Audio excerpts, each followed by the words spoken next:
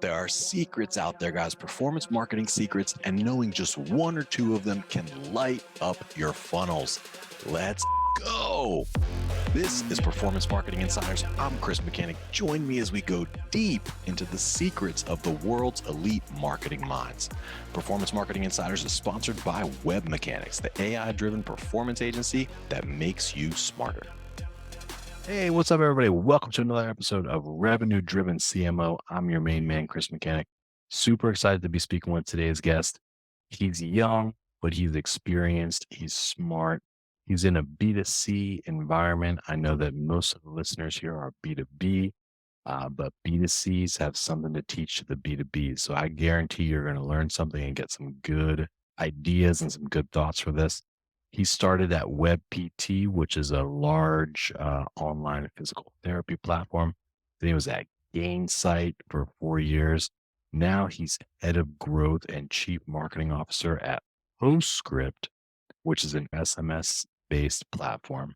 And folks, I am bullish on SMS. I'm super duper bullish. I think there's applications for SMS and B2B. I think that you will see B2Bs start to adopt SMS on a much broader scale. And the reason for that is simple, is because it's a much more intimate touch point in this day and age where emails don't get delivered, people are switching jobs, et cetera, et cetera. There's no more surefire way to get in touch with somebody than, literally the most intimate device that they have that they carry around in their pocket. So, folks, really excited to introduce our guest today, which is Chief Marketing Officer at PostScript, an SMS based company that caters to e-commerce Shopify merchants. Meet Mike Manheimer. Welcome to the show, Mike. Chris, how are you? I'm doing great. How are you, man? Can't complain. You're a B2B SaaS badass, and you did B2B SaaS for days. You transitioned to the other side, to the B2C side. You learned about SMS, and now you are coming back to teach your B2B brethren the way. Even though they're not Yeah. on Shopify and they can't use your particular product, there is a place for SMS and B2B, dude. You know it, Yeah, right? for sure. And And dude, SMS is so intimate. Like the open rates are 100%. You cannot go wrong with that. yep. Right? Yeah, no, I mean there are totally lessons that are applicable across the board. And yeah. And then also like I'm happy to share about like how in my career journey going through all these different settings, like for example, selling to Shopify merchants who make products that I buy as a consumer and I can touch them, feel them. There's something really special about that. And like in my mind as a B2B marketer, there's so much more creative freedom by selling to folks who are selling direct consumer that makes the B2B equation a lot more interesting, frankly. It's really satisfying when, you know, you sell a 3-year deal to Hewlett Packard Enterprise and it's worth $25 million a year and everyone's high-fiving and it took like 3 years to close it. Like I've done that. That's really fun, really gratifying. It's also really gratifying to like sell your software to an entrepreneur whose product is like in my fridge right now because they make like sauce and Right. they're trying to achieve their dream and I'm a customer and like that's really cool too. The connection from the software to the product is even And it's more like, visceral. oh, I'm chatting with Little Dick's hot sauce. Yeah, totally. Yeah, like Let's go. I love Little Dick's hot sauce. yeah, it's just cool. It's a I cool met a guy in thing. the airport recently who was like a e-com. He was Yeah. like a big badass corporate banker or lawyer or something, but he had this e-com on the side called it was called Little Dick's hot sauce. Yeah. It was called It, Little Dick's hot sauce. B2B folks are also like, I learned this when I joined. They're a little pretentious too in some ways. There are plenty of businesses on Shopify that do mid 9 figures in revenue every single year. So we're talking about the journey to get to 100 million in annual recurring revenue. Plenty of our customers are doing 3, 4, 5. We have a customer that's going to do $750 million in sales this year, yearly. On And they've not Shopify. Yeah. And it's not recurring. They have to go resell every single thing they get. Yeah, it's a bottle of hot sauce, right? So there's I think that there's a, you know, sometimes B2B folks act like, we're like at the ivory tower of marketing. And it's like, So are you long AF Shopify stock right now? 100%. Dude, because they've been in the gutter. Yeah, they're, they're in the same spot that everyone else is in. I believe in in the innovation that they're bringing to the table. I think they are for their size. Um, for their size, Shopify is pound for pound more innovative in what the value they're bringing to their customers than any other company that's as large as they are that I've ever seen. They ship a lot of very, very valuable software to folks. It all works together.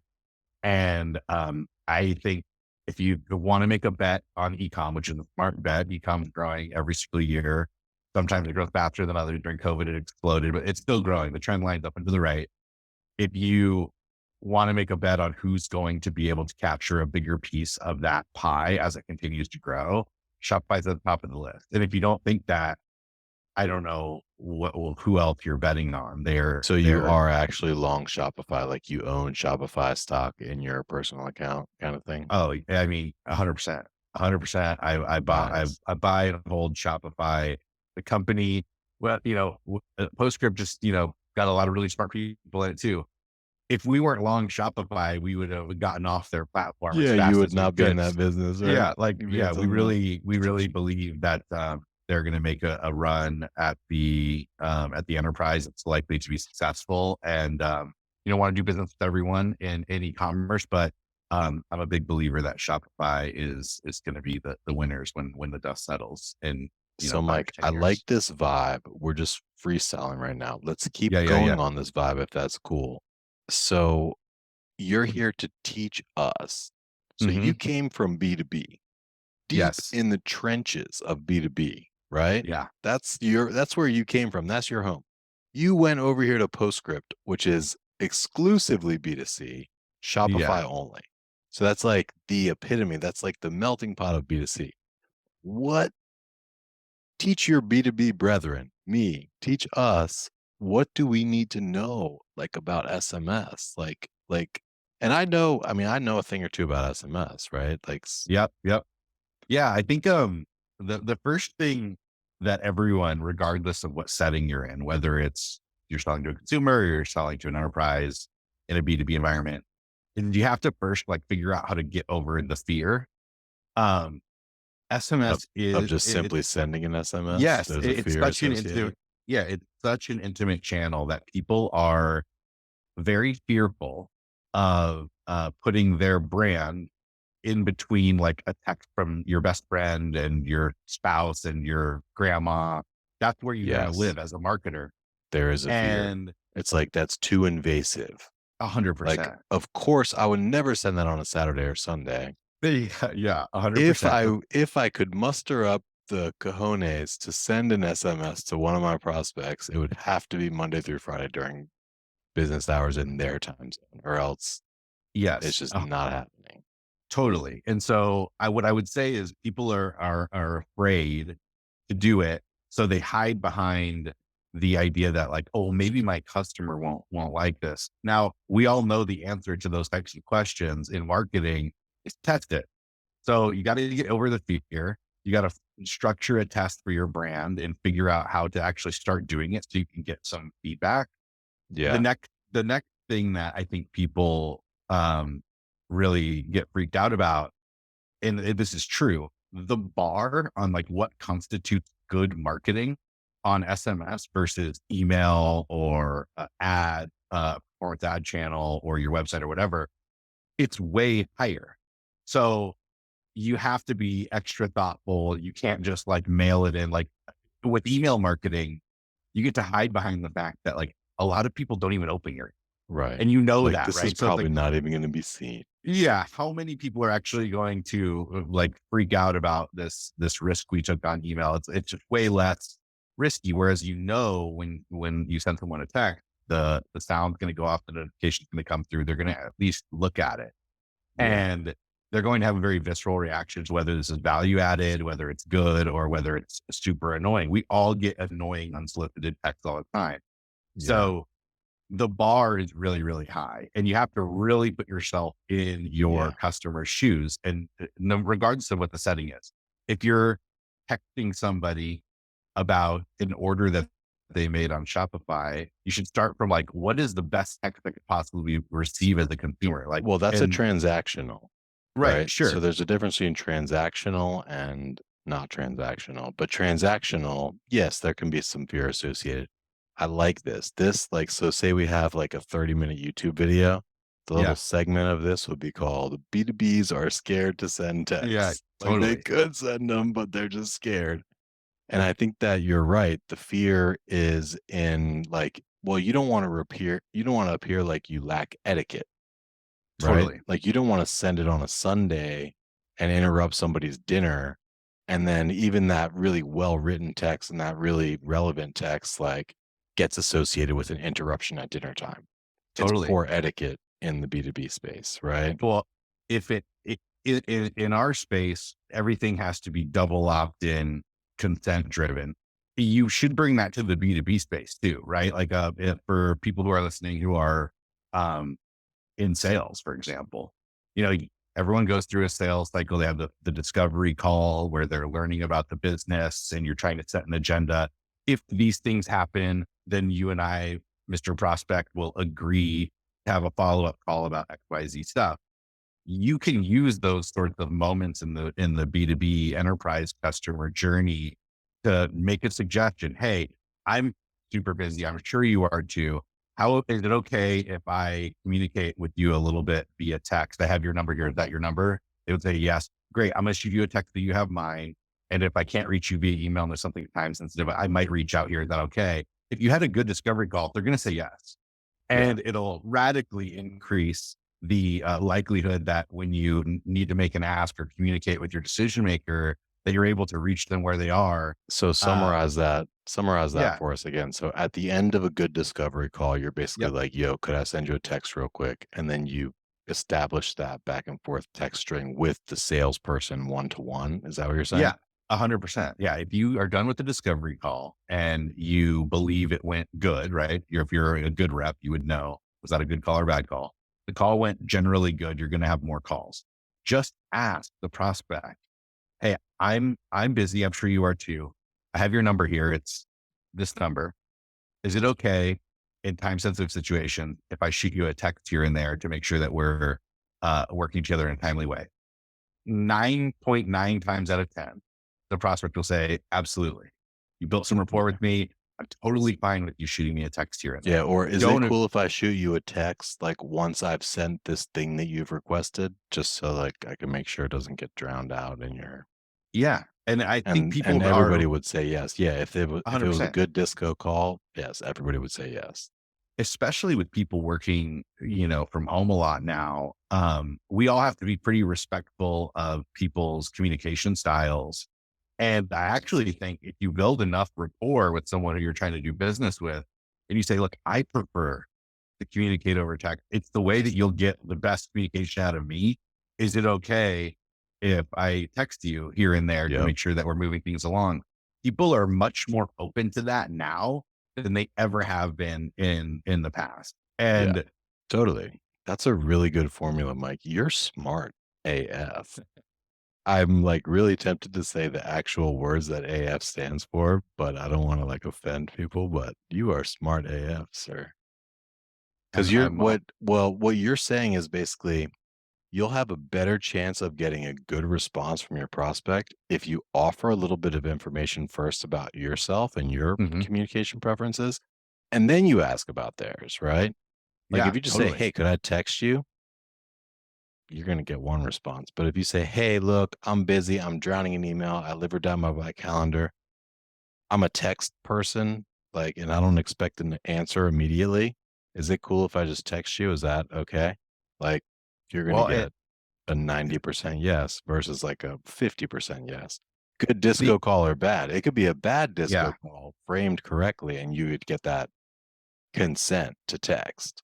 Yeah. And there's also times where you need that channel to be open. And if you didn't open it up at the beginning of the cycle, you can't use it. A great example of this was when I worked at Gainsight, um, our head of sale, our fiscal Q3 ended on Halloween. Yeah. And we were trying to close deals deep into the evening and night. And our chief sales officer had the texting relationship with one of the key prospects we had. And he was literally taking his girls trick or treating and on the side, texting his key prospect to try to get this deal done. And we got the deal done. The prospect was also trick or treating with his family, but he was able to go pick up the DocuSign real quick. Sorry, my bad. I missed it. I'll sign it right now. If we didn't have the SMS communication channel open with that prospect, we couldn't have leveraged that. We would have been sending to his work email. He never would have seen Right. it. Never would have seen it ever. So you want to have all of these tools available in your toolkit when you're trying to get, a new deal done, a renewal done, whatever it might be.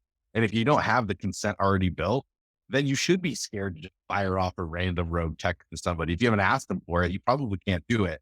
So it's Yeah. worth asking when you have the opportunity to do so because you had a good interaction where you added value, you built some rapport, make the ask.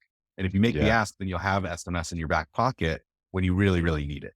Yeah. Make the ask. And I think first explain your own communication style. I think that Yeah. was like a really, like, it might not get 100 likes on Twitter or whatever, that particular tip, but by leading with, hey, here's my communication style, what I like. Is it cool if I do that with you too?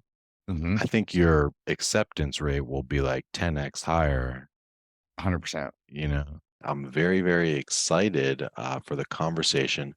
Our guest today is a real marketing badass. She's been at it for 15 plus years at this point. Starting out at Forrester, had a stint at Forrester, then went to Rapid7. She's really like a global strategy expert. She's got a passion for building high performing teams. And she is advisor to many, many companies. She's member at orgs like Pavilion, as well as the Massachusetts Tech Council, currently chief marketing officer at Flywire, which is a really cool company I'm excited to learn more about.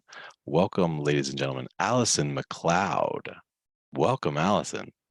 Thank you. Very excited to be here.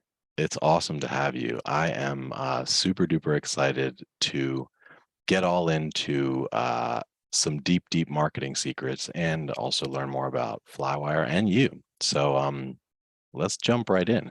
What do you attribute as one of your biggest secrets to marketing success? I would say my biggest secret is that as a CMO, you should act like the CRO. Act like the CRO. Yes. Tell us about that. What do you mean exactly? So most of my career, I have been in B2B companies, but I think regardless of if your lens is B2B or B2C, everyone should really be tied to revenue. So while you may have people on your team that are responsible for brand or creative, really you want to, as a CMO, be closest to the revenue and understand everything you're doing, that return, how that is accelerating sales, upsell, client retention. Yeah. Truly be in lockstep in sharing goals with the sales organization. Wow, client retention even. Interesting. Yes. Okay. So I have a phrase when we do conversion rate optimization, we like to start close to the money, which is usually like your web form. And that kind of reminds me of this. So get close to the money, get close to the revenue, even all the way down to retention. Yes. That's Retention, upsell, cross-sell. How do you make sure that you are supporting sales or your relationship manager, or account management teams, or client success, whatever you may call them in the companies that you belong to. yeah. But how do you understand that true engagement? Again, providing things from the air cover, the loyalty, the client advocacy, all of those things go such a long way. And that's like, so most marketers are obsessed with MQLs, SQLs, net new logo. Not a lot of people really talk about the cross sell, the upsell, the retention piece.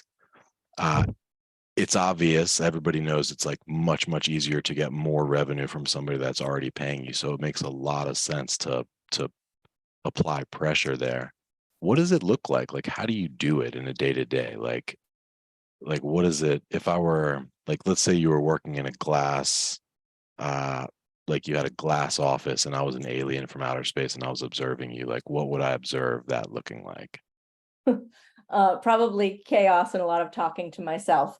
I do narrate my life out loud as an extrovert. So I'd say a few things. One, I think it all really depends on the business model that your company is going for. Of course, first and foremost, just like my team does, like a lot of our focus is on winning net new. Yeah. But there's also so much opportunity within your existing client base, particularly if you offer products and services that complement what they have or help them grow, Yeah. that you want to make sure that you're staying close to with helping sales or your client management team identify those, uncover those, or there are other people within those accounts that could be an influencer. Perhaps it's something that you may be working with, say it's a security product and you need to influence IT or finance. Yeah. That is a big part of the strategy. So I think, when I think of my day-to-day, a lot of my day-to-day is spent one with my team, but also with my counterparts across the verticals of which we serve. So at Flywire, we're a global payments and software company. Mhm. We focus on not just any payments, but high stakes, high value payments in Yeah. industries that notoriously were known to be digitally underserved. So education, healthcare, travel, and B2B. Some of Yeah. the most important payments that people make in their lifetime. If you think of, Yeah. saving for your college tuition or medical care or that trip of a lifetime you've been, saving up for Yeah. a long time. So a lot of that is really understanding, go-to-market motions, go-to-market strategy. How do we look at things holistically, right? From everything from net new all the way through to retention, and then making sure we're organizing those efforts around that. Yeah. So how much of your time would you say you spend on net new versus like retention and upsell? So I will say, that also varies, right? Particularly where I am. I think again, it depends on the organization that you're Mhm. with. For us at Flywire, we have strong retention with our clients. And depending on sort of the offering that we have for each of our verticals, they may be at different stages. Mhm. Some of our more emerging verticals, like our B2B, that is predominantly focused on net new. Mhm. Where in education, there are many parts of the world, lots of net new. And then there's also where we have great client bases, and we're focused on that retention and upsell. So it does vary. And I am lucky that I have a pretty amazing global team that helps to tackle that every day. Yeah. So what advice would you give marketers listening that want to be more like the CRO or that are trying to get closer to the money in general? Like what are some steps they can take in that direction? So first, I think it's making sure that the goals are truly aligned to whether that's the ARR or new sign logos, or even if the goal is, upsell retention of like, what are those goals? And then how do you truly understand it? I think there's still so much in every industry. It's sales versus marketing. Yeah. It is often like, I guess in a way I laugh, but it also makes me a little bit sad that like I've been in marketing for a long time now, and the same problems still exist as they did more than a decade ago. It's still, Mhm. marketing only cares about top of the funnel and their leads suck. Yeah. And sales doesn't follow up with our leads. And there's still that huge disconnect. And I still think we're doing it wrong in a lot of places where we're looking at it in silos. We're Yeah. really be looking at it together. Like there is one goal to get to it. And how do you operationalize and optimize that go-to-market to understand which levers do you pull at which time, right? Like maybe it is you need more marketing spend and you're more effective on digital programs. So Yeah. that yields a better return that you can get more, hey, we know these are more buyer ready, hand those right off to sales. Or Yeah. perhaps it's like, we don't see that demand. We really need more BDRs in this instance to focus on outbounding and prospecting and going after this target list. So I think a lot of that is like, how do you work in tandem and have that trust? I still see so many reports out there. I think there's a lot that marketing and the marketing team should know, right? Like, of course, we should know, how do you look at that sort of like end to end, or that whole cycle of the customer? So you should know, like, what does that top of funnel awareness look like? But I often see so much, I'm like, why are we showing everyone all of the inner workings? And you end up, it's like data overload. It's like, well, these were unqualified leads. These are leads. These are marketing leads. These are sales leads. And it's like, but what did that all do? What was the pipeline? So I look at things like MQLs, that top of the funnel. That is your lever and your gauge, right? That's your lever and your gauge. How do you scale it up, scale it down? How do you get more predictable in what you're bringing in, what converts? How do you build that pipeline? And then how do you know how to keep building that quarter over quarter, year over year?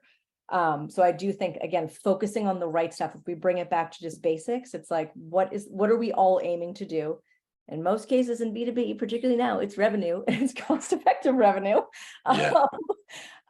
So how do you make sure that you're aligning all the stuff and deprioritizing the things that may not be driving to that goal in alignment with the sales team? And another interesting thing, I'm pretty sure that you said this on the prep call, was that when you imagine that marketing didn't just do the handoff to sales and said that they were done. Imagine if they were involved all the way through the onboarding process and and with the customer success team, even you have some marketers sort of intermingling there with the customer success team. They hear all day long what the customers are saying, right? And then that can be translated into amazing marketing material.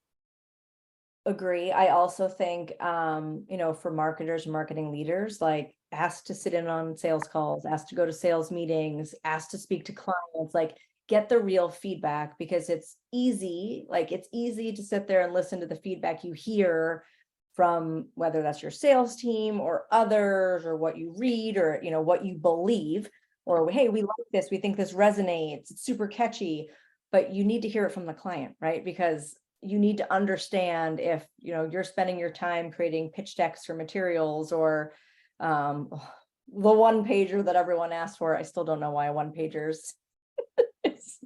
I need to have a little sticker chart for every time I hear the word one pager of being an effective tool.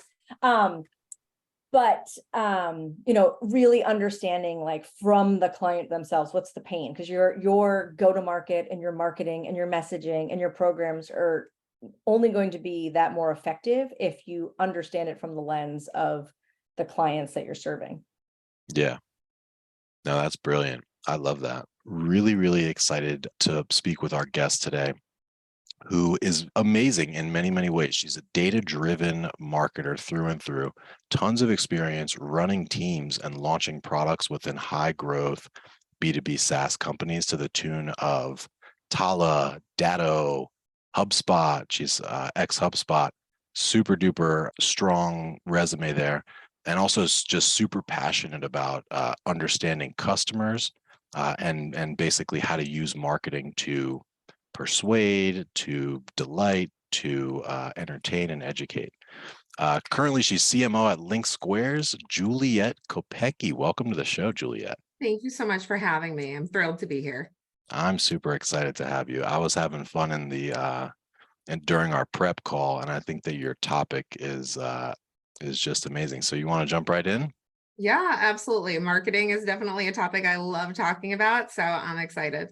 I know. I asked you, I was like, well, what made you want to do the pod? And you were basically just like, I like talking about marketing. I mean, I think there's always I love that answer to talk about there, and it's a field that's evolving constantly, and there's always new things to learn, new things to do. So I think it's amazing. Yeah, and you have, we're all about secrets here, as you know. I'm sure you have many, and I'm really excited to be picking your brain. But why don't we start with your one big one? What do you attribute as one of your best kept secrets for marketing success? Yeah, I mean, that's always it's an interesting question, because in some ways, even with the intro you gave me, it might seem like a really obvious answer here, but I think that one of the real like secrets to my success, I mean, I'm the first one to admit that I have a little bit of a non-traditional marketing background. Yeah. I actually started out my early career working in finance. Went back to school. I went to business school at MIT Sloan, and kind of did a complete like 180 with my career.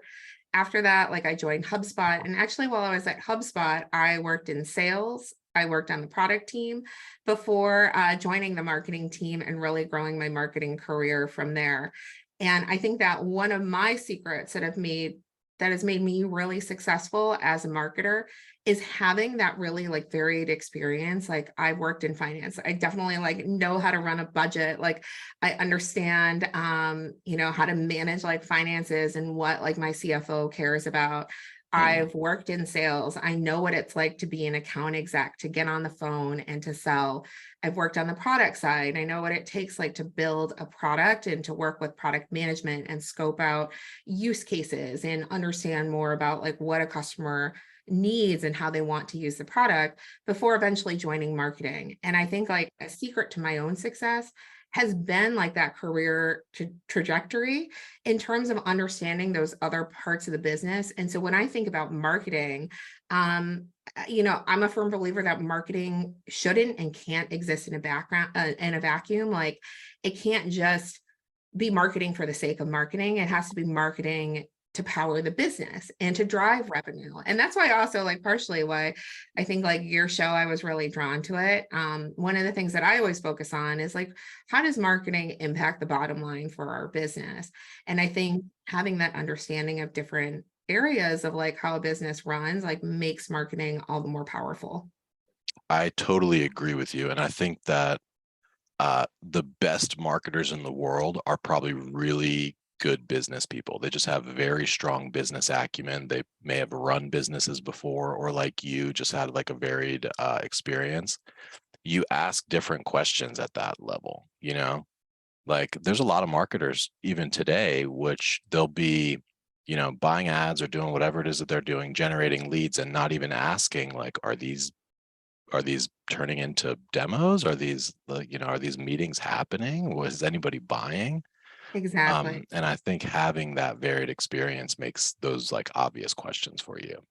Yeah. And I think for me, then, it's like having that sort of different perspective of marketing. Absolutely. Everything that you said, where it's not just about leads or traffic to our website, but it's that revenue at the end of the day. And how is marketing helping support, complement, and also drive new business? And, I think one of the really like instrumental parts of even my career, I think having had that experience like in sales, getting on the phone, talking to prospects, like understanding how to pitch and even understanding, what is it like to sit in that seat? And thinking about how does what we do in marketing, like make that salesperson's job easier? And I think for me, like having worked on the product side of things, like understanding, why we're building a product or how customers and prospects and people in our market, like our target audience, are thinking about their job and what they want to do and how much of it informs like messaging and positioning. And I think having sort of like some of that intellectual curiosity is something that has served me well, and something when I look at like bringing marketers onto my team, something that very much so I look for. It's not enough just to, let's say, like do marketing, but you have to understand those different parts of the business. You have to understand, how the product works, like how different teams within the organization work. And all of those things combined are going to make you a better and stronger marketer at the end of the day, is my belief. Yeah. Well, I love that you have a sales background, because I think that being in sales helps you to understand the business, because you see the revenue side, you see customer onboarding, you see churn, you see all these things. But one thing you said during pre-call, which I loved, when I was like, what's your secret? You were like, get on the phone and sell a deal to a prospect. Like, I'm not like, and you were saying, I'm not scared to do that. I actually that was such, I think, such just almost like an inflection point of my career and such a critical skill, I think, that I learned in sales. Like don't get like sales is incredibly hard. It's probably like one of the hardest jobs that I've ever had. And I have so much respect for salespeople, for our sales team at LinkSquares and what they do day in and day out.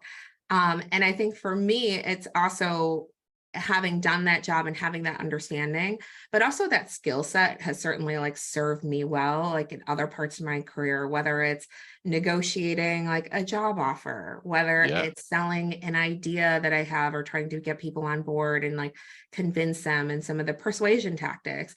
It's even things like, you know, how do you ask for a deal? I think that sometimes that can be really hard for people to say. Like you might get to the finish line and you're kind of like 95% there, and you have to ask for the deal and sell, right? And close it.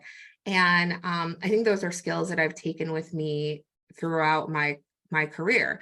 And I actually love it. Like now, as it being like a CMO, I love it when my sales team asks me to help them with a deal, whether it's maybe like a contact or a connection that I have. And I'm like, awesome. Like, I want to jump on a demo. Let me help you. What do you need? Like, you know, it's like not just about like, how can the marketing team support you with whether it's like content or like other things like that, or like resources or collateral, but I'm like, yes, let me join the call. I want to help you sell and I want to help you close the deal. I think there's kind of like nothing more satisfying than that as a marketer, to know that you had that direct of an impact. Yeah. Do you have like a go-to line or a talk track that you used to use for asking for the deal?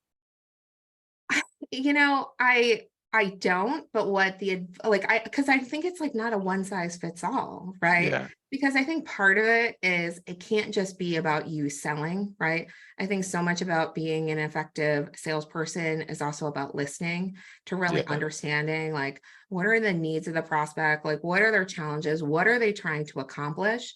And being that good listener. And I think that's incredibly hard sometimes, especially when you have like that natural excitement for like what you do and what you're selling. And you kind of want to just almost like word vomit, like just everything about the product and every single feature and functionality and cool thing that's like happening there. But I think that listening part is really important. And I think if you've listened throughout the process and really understand it, part of closing the deal is some of that almost like reiteration of like, hey, I've heard you. I understand your challenges, what you're trying to accomplish, what you're looking for, you know, this product or solution to do. I have, you know, an understanding of like our product and what we have, and there's a fit there. You know, it's like, are you ready to move forward with that? Do you have more questions? But I think you can't close a deal unless you have that understanding first. Yeah. I just beg. I'm like, please, please. I need to hit my quota. No, I mean, sometimes like a little of that like can work. I think it probably depends. Some of that depends on how good of a relationship that you've built with that prospect, right? Are they kind of like sympathetic to your begging or not? I know. So, but yeah, I loved that thought of, hey, get on the phone and pitch a deal to a prospect. I think that would be an amazing activity for any CMO or any marketer really that has not ever done that. At least to listen to the sales calls at the very least. I'm super excited for the guest today.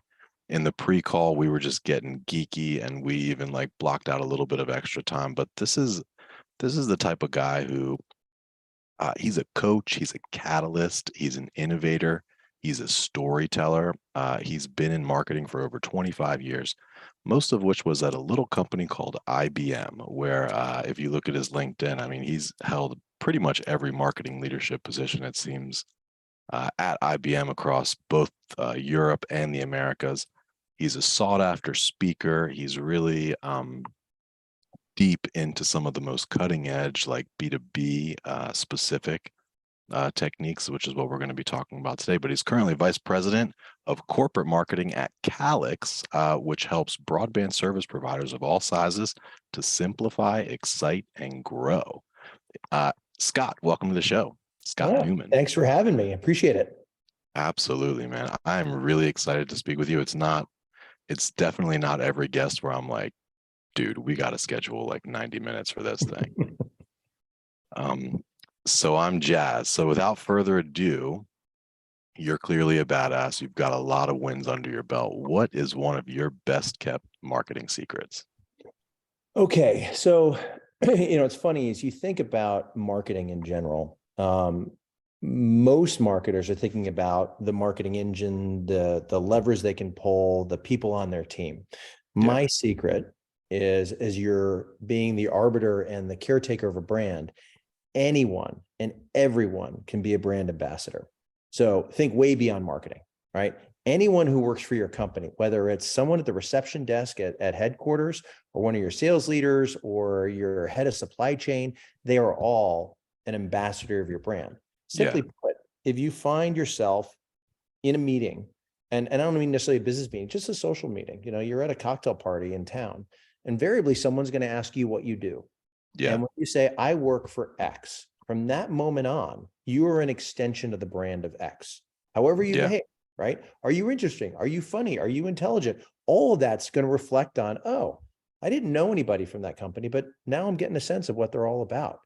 So how do you take advantage in a way and leverage every single person within your organization and help them become a more effective ambassador of your brand? Oh, by the way, it's free. These are resources that already work for you. All they need are the tools and the guidance. And in our case, we leverage it extensively across a set of social channels. And so it dramatically amplifies our story.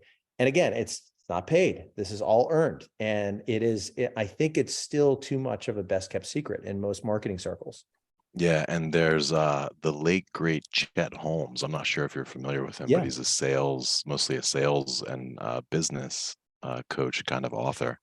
But he talks about turning every single role in the company into a revenue generating position. And he provides examples of like even a receptionist, even the person at the front office, like there are things that they can do.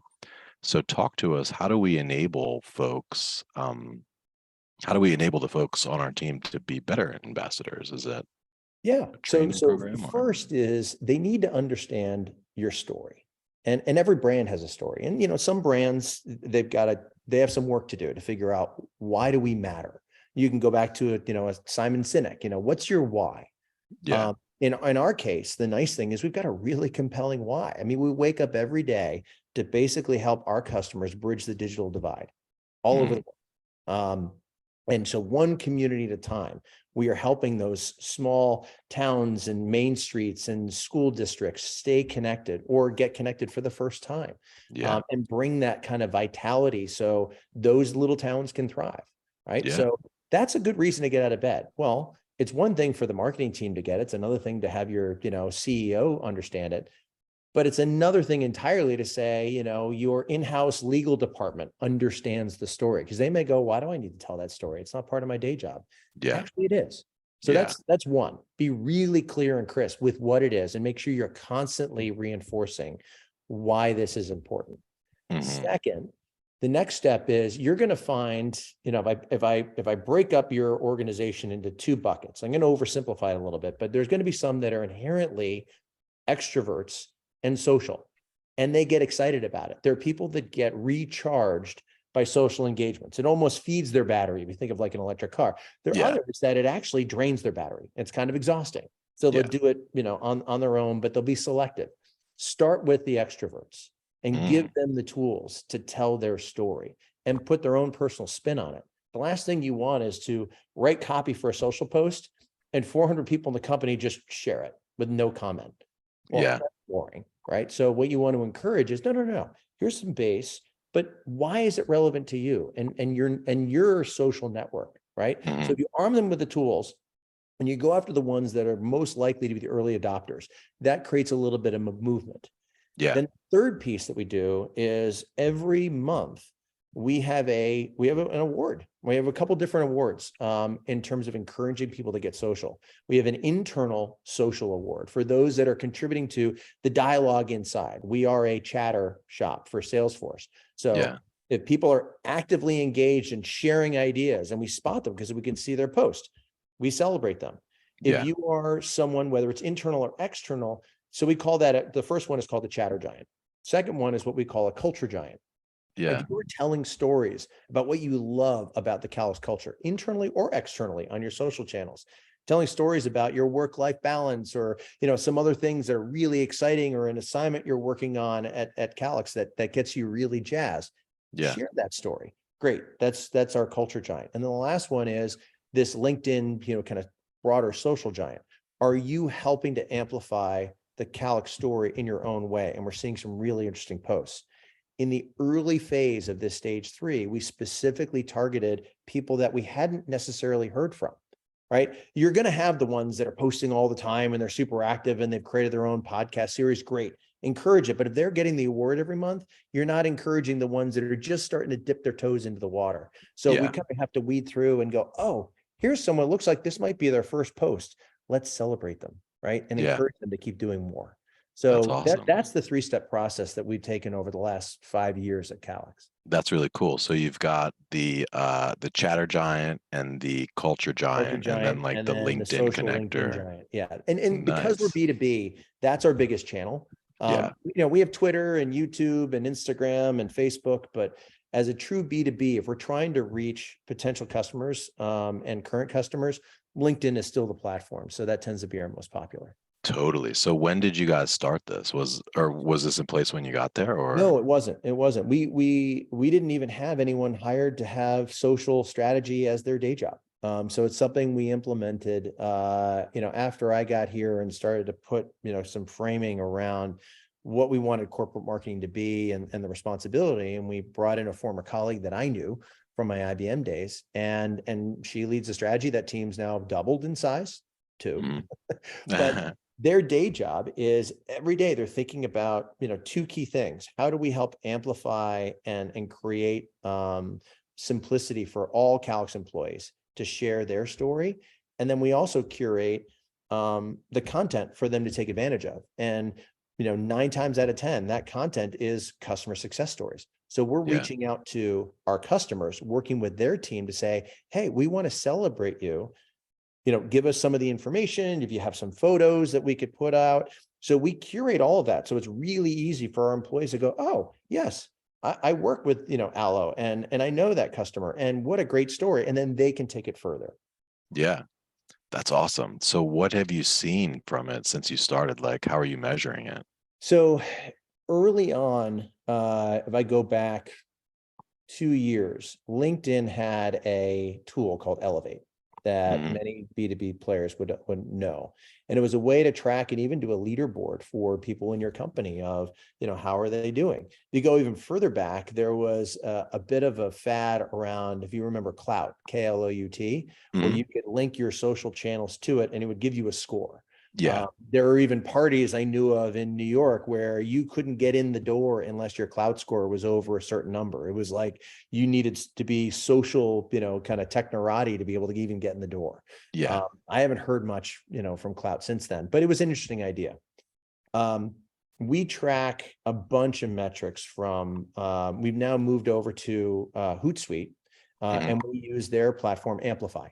And the nice thing about Amplify is you can link multiple channels, and we give people the option where, if I use myself as an example, when I'm on LinkedIn or Twitter or even YouTube, I'm wearing my Calix hat. And I consider myself, all right, anything that I do and say is a reflection directly on the Calix brand. Yeah. My Facebook profile, I know I sound now like a total boomer now, yes, I'm still on Facebook. I use Facebook for personal. So I don't have references to work, and I have different conversations completely. And so if you're a Calix employee, it's up to you. Do you want to plug in 1, 2, 3, into this platform?